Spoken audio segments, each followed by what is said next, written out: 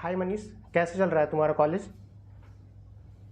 Sir मेरा college life ठीक चल रहा है सर। अभी मैंने स्टार्ट किया है जिपमर कराईकल में। फर्स्ट मंथ ही है मेरा ऑलमोस्ट। तो इससे पहले कि हम तो कुछ क्वेश्चन पूछें नीट के रिलेटेड, जो कॉमन डाउट होता है, उससे पहले तुम अपने आप को इंट्रोड्यूस कर दो कि तुम्हारा इस साल नीट में क्या मार्क्स आया था या रैंक क्या था।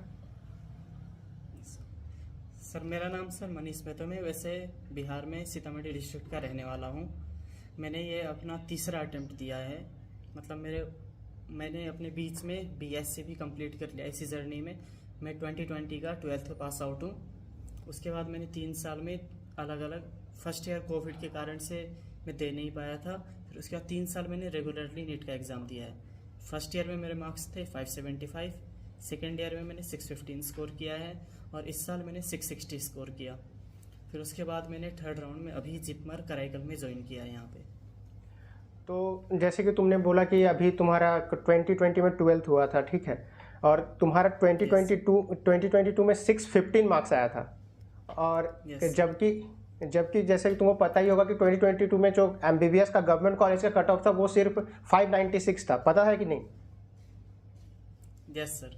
हाँ, और तुम्हारा 615 स्कोर आया है, तो फिर तुमको तो एक डिसेंट सा कोई गवर्नमेंट कॉलेज मिल जाता। तुम कौन से स्टेट से हो? सर मैं बिहार स्टेट से हूँ। तो 615 में तो तुमको 2022 में कोई ना कोई कॉलेज स्टेट से भी मिल जाता, ऑल इंडिया कोटा से भी मिल जाता। तो फिर 2022 में तुम कॉलेज क्यों नहीं लिया? और कोई भी स्टूडेंट सोचेगा कि ये तो डिसेंट सा स्कोर है, कोई भी कॉलेज मिल जाएगा, तो फिर तुम कॉलेज क्यों नहीं लिया उस साल? सर उस साल सर मैं भी ऑलमोस्ट जो था, मतलब मैं भी अटक ही चुका था बीच में कि लेना है नहीं लेना है। लेकिन मेरा पहले से जो प्लान था वो सेंट्रल यूनिवर्सिटी का ही था, मतलब एम्स जिपमर इन्हीं में से कोई सा लेना है।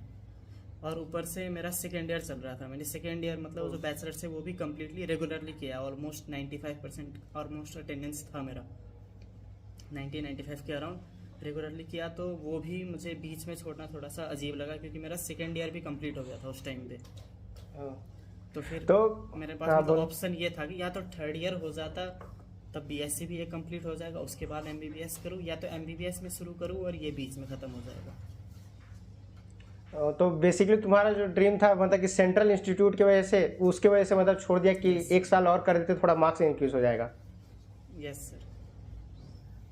ठीक है, तो तुम 21 में कैसे प्रिपरेशन किया? ऑनलाइन, ऑफलाइन या सेल्फ स्टडी से कर रहे थे नीट का प्रिपरेशन? और 2022 में क्या किया था और 2023 में कैसे प्रिपेयर कर रहे थे? सर मैंने सर स्टार्टिंग से ही जो एक कोटा की कोचिंग है ई सरल ऑनलाइन कोचिंग इंस्टीट्यूट, उसी से मैंने प्रिपरेशन किया है कॉलेज के साथ साथ शाम को मैनेज करके टाइम। तो मतलब 21 से 23 तीनों साल ई सरल से ही कर रहे थे? यस सर, 3 साल मैंने ई सरल से किया, सेम कोचिंग का। मेन प्रॉब्लम मुझे जो आ रही थी वो मतलब कोचिंग के कारण ही था, अपना ही सेल्फ टाइम में नहीं दे पा रहा था। प्रैक्टिस के प्रॉब्लम हुआ, थोड़ा क्वेश्चंस वगैरह का, इस कारण से।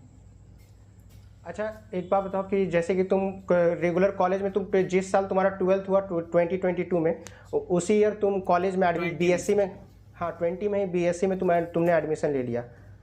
तो yes, तो तुम इसके बाद कैसे मतलब कि मैनेज कर रहे थे अपना क्लासेस को और ये नीट का प्रिपरेशन को? सर फर्स्ट ईयर में तो थोड़ा सोच रखा था, क्योंकि मतलब 2020 का जो पेपर था वो बहुत ही आसान आया था और उस साल मेरी प्रिपरेशन भी अच्छी थी। मतलब कि लगा कि हो जाएगा, ठीक है, इससे अच्छा बैचलर्स भी कर ही लेता हूँ। मतलब पेरेंट्स का भी थोड़ा सा वो था कि मतलब कर लो कुछ, मतलब गैप लेने से, कंप्लीट ड्रॉप लेने से अच्छा रहेगा वो। मैंने पार्शियल ड्रॉप लेने का सोचा कि 1 साल बाद तुरंत फिर वो हो जाएगा, फिर मैं ज्वाइन कर लूँगा किसी और में। लेकिन उस साल फिर बाई चांस किसी प्रॉब्लम से, मतलब जस्ट एग्ज़ाम से कुछ टाइम पहले मैं बीमार पड़ गया था उस साल 2021 में, जो फर्स्ट एग्ज़ाम दिया था मैंने। फिर वहाँ से प्रॉब्लम स्टार्ट हुआ, फिर सेकेंड ईयर चला, उसमें फिर 615 में मतलब बीच में अटक गया। उस साल का मैंने अपना कॉलेज का जो है सेकेंड ईयर का प्रॉफ एग्ज़ाम जो होता है 4th सेमेस्टर का, 4th सेमेस्टर के एग्ज़ाम से मैंने छोड़ दिए थे। मैं मतलब 1.5-2 महीने के लिए मैं कोटा चला गया था पढ़ने के लिए। और मतलब तैयारी मैनेज नहीं हो पा रहा था, तुम उस टाइम कोटा गया था? जैसे मतलब कुछ ज़्यादा ही मतलब स्ट्रिक्टनेस था वहाँ पे, मतलब शेड्यूल में जो था कि सब कुछ फॉलो करना है, सुबह से ही कंप्लीट शेड्यूल फॉलो। मतलब योगा भी वहाँ पे अलग, यूनिवर्सिटी ऑफ पतंजलि का था वो, स्वामी रामदेव का, तो उस कारण से स्ट्रिक्टनेस था वहाँ पे थोड़ा सा। लेकिन उस साल भी नहीं हो पाया फिर। तो 23 में कैसे मैनेज कर रहे थे क्लासेस और वो? 23 में जाके फिर ऐसा हो गया था कि मतलब ऑलमोस्ट सारा कुछ कवर्ड था, क्लासेस भी रेगुलर जा रहे थे। थोड़े टीचर्स से मैंने मतलब कुछ कुछ बातचीत कर ली थी। आखिरी का जो 2 महीना था, 2-2.5 महीना, उस टाइम पे मैं क्लास बिल्कुल भी नहीं गया था। उन्होंने मतलब परमिशन दे दिया था खुद ही अपनी तरफ से कि मतलब मत जाओ आओ, मतलब ऐसे करके थोड़ा सा। लेकिन फिर एग्जैक्टली क्या हो गया था कि मेरा जो नीट का एग्ज़ाम था उससे जस्ट पहले मेरे प्रैक्टिकल्स के एग्ज़ाम हो गए थे, फाइनल्स के, और मैंने 4th 6th दोनों का देना था उस टाइम में। और नीट के एग्ज़ाम के जस्ट अगले दिन, मतलब संडे को एग्ज़ाम हुआ तो मंडे से ही मेरे फाइनल्स एग्ज़ाम शुरू थे। ठीक उसमें है। मतलब टीचर्स ने हेल्प किया, क्योंकि वैसे तो पहले से ही चलता, लेकिन हमारे जो टीचर्स थे उन्होंने खुद मतलब आगे डेट शिफ्ट करा दिया एक दिन, जहाँ तक हो सकता है। तो फाइनली देखो, अभी ना हमेशा कुछ स्टूडेंट अभी भी मेरे से कांटेक्ट में है, जो कुछ फ्रेंड है वो भी बी फार्मेसी में है, कुछ बीएससी नर्सिंग में, कुछ बीडीएस में। तो वो लोग भी पूछते हैं कि मतलब कि उनको नीट देना चाहिए या नहीं। तो उनके लिए तुम्हारा कोई मैसेज रहेगा कि फ्यूचर नीट एस्पिरेंट्स के लिए जो ड्रॉप ईयर में है या फिर जो पार्शियल ड्रॉप में है? मेरा मेन ये है कि अगर लेना हो तो एक ड्रॉप ले लो, उसमें अगर हो जाता है तो ठीक है। ज़्यादा ड्रॉप जो है वो दिक्कत कर देगा, ज़्यादा ड्रॉप के कारण प्रॉब्लम्स आ जाएगी। क्योंकि लंबे टाइम तक मेरे कुछ दोस्त वगैरह है, वो मतलब एक हो गया, दूसरा हो गया, फिर वो कहीं के मतलब ना ये किया वो किया, पूरा ही एकदम उनका गैप जाता है।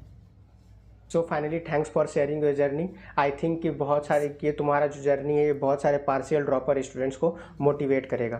Thank you. यस।